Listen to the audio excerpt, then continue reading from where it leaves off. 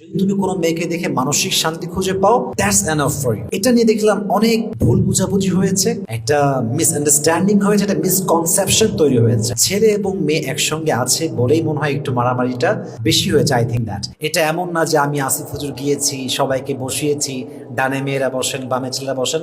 It's not like that. তো এখন যদি একতরফা আমাকে দোষ করা হয় যে আসিফ হুজুর একা এমন করে আর পৃথিবীতে কেউ নাই, এটা হচ্ছে কি বলবো, এটা পার্সোনালি অ্যাটাক করা ছাড়া আর কিছু না। আপনারা সবাই জানেন যে রিসেন্টলি আমার কোনো একটা ছোট্ট বক্তব্যের ক্লিপ নিয়ে বাংলাদেশে প্রচন্ড পরিমাণে ট্রল, আলোচনা এবং সমালোচনা হচ্ছে। মেবি এটা 3 দিন হয়ে গেছে। তো আজকে আমি ছোট্ট একটা ব্যাখ্যা দিব, এবং এই ব্যাখ্যাটা আমি আগে বলছি, এই ব্যাখ্যাটা সবার জন্য না, এই ব্যাখ্যা তাদের জন্য যারা আমাকে মন থেকে ভালোবাসে। কারণ কেউ যদি আপনাকে হেট করে, ঘৃণা করে, আপনি যতই ব্যাখ্যা দেন সেটাকে নিতে পারবে না, আপনাকে সে এগেইন আবার হেটই করবে। আচ্ছা, ব্যাখ্যাটা হচ্ছে এরকম, দেখেন, ছেলে এবং মেয়ে একসঙ্গে আছে বলেই মনে হয় একটু মারামারিটা বেশি হয়েছে। আই থিঙ্ক দ্যাট এখন বিষয়টা হচ্ছে যে ক্লাসটা আমি নিয়েছি বা যে ক্লাসটা আমি প্রায় সময় নিয়ে থাকি, এটা হচ্ছে একটা সরকারি প্রতিষ্ঠানের ক্লাস। এখানে স্কুল, কলেজ, ইউনিভার্সিটি সকল শিক্ষার্থীরাই এখানে ভর্তি হয় এবং তারা ইংরেজি ভাষার কোর্স করে। তো আমার মেবি এখানে 2 বছর থেকে আমি জড়িত আছি। মাঝে মাঝে ক্লাস নেই, এবং যখন তাফসীর প্রোগ্রাম শুরু হয়ে যায় তখন আমি ক্লাসটা আর নিতে পারি না। So maybe it has been 6 months that I didn't take the class.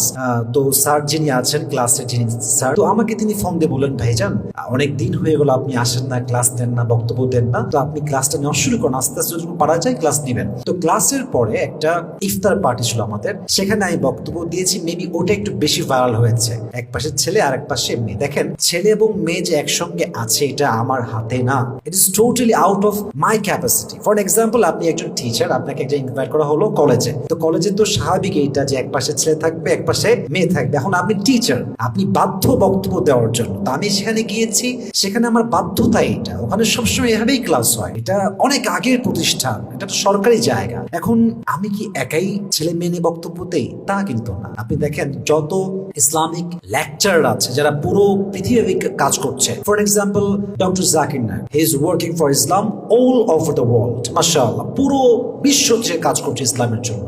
আপনি তার অনেক স্পিচ দেখবেন ইউটিউবে, এক পাশে ছেলে আর এক পাশে মেয়ে, দুটো মিলেই তিনি কাজ করছেন। আর একজন আছেন মুফতি ম্যাক, আমার একজন খুব ফেভারিট পার্সন, মাশাআল্লাহ। উনি একজন ইংলিশ লেকচারার, মাশাআল্লাহ, খুবই সুন্দর ভাষা তার। তিনিও পুরো বিশ্বব্যাপী কাজ করছেন। তার অনেক স্পিচে ছেলে এক পাশে, মেয়েরা এক পাশে। আচ্ছা, অন্য কান্ট্রি বাদ দেই, from our country, for example Mizanur Rahman Azhari সাহেব, ওনার অনেক বক্তব্য দেখবেন ইউটিউবে আছে। Recently maybe it has been 6 or 7 months, I am not sure. উনি বক্তব্য দিয়েছেন মালয়েশিয়াতে, যেখানে এক পাশে মেয়েরা আছে, এক পাশে ছেলেরা আছে। তো এই যে মিক্সিংটা ছেলে এবং মেয়ের, এটা কিন্তু বাধ্যতামূলক আমরা করি। একটা জায়গায় আমরা গিয়েছি, ওখানকার অ্যারেঞ্জমেন্ট কমিটির সিস্টেমটাই হচ্ছে এরকম যে এক পাশে ছেলে, এক পাশে মেয়ে। এখন আমরা যখন মাহফিলে যাই তখন কি হয়, মেয়েদের প্যান্ডেল হয় আলাদা, ছেলেদের প্যান্ডেল হয় আলাদা। ওখানে আমরা একটা রুলস মেনে কাজ করি। বাট যেহেতু এটা সরকারি প্রতিষ্ঠান, এখানে ক্লাসটা এমনিই হয়, সো এটার জন্য আমি খুবই বাধ্য ছিলাম, আমাকে করতে হয়েছে। এবং আমি এখানে অনেক সময় বক্তব্য দিয়ে থাকি। তো আমি নেক্সট টাইম এটা ট্রাই করব যেন কোনো ফুটেজ না থাকে, ফেসবুকে কোনো ফুটেজ না থাকে। ট্রাই করব সুন্দরভাবে সাজিয়ে গুছিয়ে ইসলামকে রিপ্রেজেন্ট করার জন্য, ইনশাআল্লাহ। আচ্ছা, আর একটা বিষয় হচ্ছে, আমি ছোট্ট একটা কথা বলেছিলাম সেখানে, সেটা হচ্ছে এরকম যে যদি তুমি কোনো মেয়েকে দেখে মানসিক শান্তি খুঁজে পাও, দ্যাটস এনাফ ফর ইউ। এটা নিয়ে দেখলাম অনেক ভুল বুঝাবুঝি হয়েছে, একটা মিসআন্ডারস্ট্যান্ডিং হয়েছে, একটা মিসকনসেপশন তৈরি হয়েছে। আগেই বলবো যে এই বক্তব্যটা কাট করা হয়েছে, এখানে অনেক কিছু বাদ আছে। মূলত at that time I was talking about marriage issue. আমি বিয়ে নিয়ে কথা বলছিলাম। তো আমি বললাম যে ছেলেদেরকে যে বিয়ের ক্ষেত্রে মেয়েদের মাঝে সবচেয়ে বেশি জরুরি হচ্ছে চরিত্র। কারণ নবীজি বলেছেন, হাদিসটা হচ্ছে, ক্বালা রাসূলুল্লাহি সাল্লাল্লাহু আলাইহি ওয়াসাল্লাম, তুনকাহুল মারআতু লিআরবাইন, লিমালিহা ওয়া লিজামালিহা ওয়া লিহাসাবিহা ওয়া লিদীনিহা। A woman is married by looking at 4 qualities. একজন মেয়েকে 4টা গুণ দেখে সাধারণত বিয়ে করা হয়। নাম্বার 1, লিমালিহা, for her wealth status. Number 2, ওয়ালিজামালিহা, ফর হার বিউটিনেস। নাম্বার 3 হচ্ছে ফর হার ফ্যামিলি স্ট্যাটাস। আর 4 নম্বরটা হচ্ছে ওয়ালিদিনিহা, ফর হার রিলিজিয়াস পার্সোনালিটি।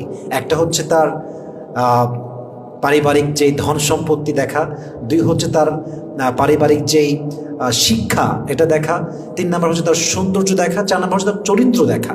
তাই বললাম যে তোমার চরিত্রকে দেখে সবচেয়ে বেশি বিয়ে করবে এবং গুরুত্ব দিবা। লাস্টে এসে বললাম যে বিয়ের মূল উদ্দেশ্য হচ্ছে মানসিক শান্তি। যেমন এর দলিল আছে কোরআনে 21 নম্বর পারা সূরাতুর রুম 21 নম্বর আয়াত, আল্লাহ তাআলা বলছেন ওয়ামিন আয়াতিহি আন খালাকা লাকুম মিন আনফুসিকুম আজওয়াজান লিতাসকুনু ইলাইহা। One of the best creation of Allah subhanahu wa ta'ala is husband-wife relationship. And there are 3 purposes of husband-wife relationship. 3টা উদ্দেশ্য স্বামী স্ত্রীর সম্পর্কের। 1 নাম্বারই হচ্ছে মানসিক শান্তি। সো আমি ওইটা মেন করেছি। এখন এটা কাটছাট করে ভাইরাল মেহেরবানি করে করবেন না প্লিজ, ডোন্ট গেট মি রং। এবং মেহেরবানি করে এগুলো নিয়ে ট্রল করা বন্ধ করবেন। আমাদেরকে তৌফিক দান করো, সকলেই পড়া আমিন। আর লাস্ট কথা হচ্ছে এই যে দেখেন, মানুষের কথায় মন ভাঙা যাবে না। যার স্বপ্ন যত বড় তার আলোচনা তত বেশি বড়, আর যার আলোচনা যত বেশি তার সমালোচনা কিন্তু থাকবেই থাকবে, অবশ্যই এটা হবে।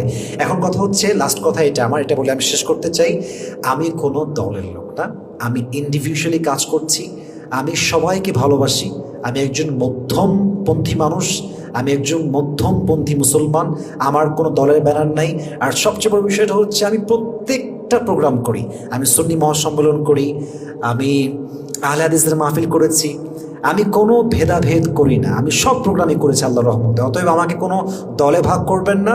And I am so sorry যদি আমি কোনো ভুল করে থাকি। আর সর্বশেষ কথা হচ্ছে, আমার দ্বারা কখনো কাউকে আমি ট্রল করব না, আমি অলওয়েজ মানুষের ভুল কথাটা হাইলাইট করব না, আমি তার ভালোটা আগে বলবো, তারপরে তারা ভুল ধরাবো।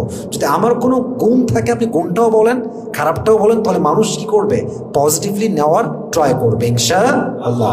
এবং সর্বশেষ কথা হচ্ছে, মেহেরবানি করে যারা আমাকে ভালোবাসেন এগুলো মারামারিতে যাবেন না, কোনো বাজে মন্তব্য করবেন না। And to be honest with you, this is my personal point of view, I don't compare myself with anyone, I don't overtake anyone, and I don't want to compare myself with anyone. This is really true. আমি কখনো আমাকে নিজের সঙ্গে অন্য কাউকে যে মিশাবো, তুলনা করবো, এটা আমি কখনো করি নাই। আমার জায়গা থেকে always I try my best to B the better version of my self. নিজে ভালো তো জগৎ ভালো, নিজে ভালো তো সমাজ ভালো। তো আমার নিজেদের ভুল দেখবো, আর যদি আমার কোনো ভুল থাকেও দোয়া করবেন যেন আমাকে সংশোধন করে দেয়। এই বলে শেষ করছি আজকের মতো। আল্লাহ আমাদের সবাইকে তৌফিক দান করুন, সকলে পড়া আমিন।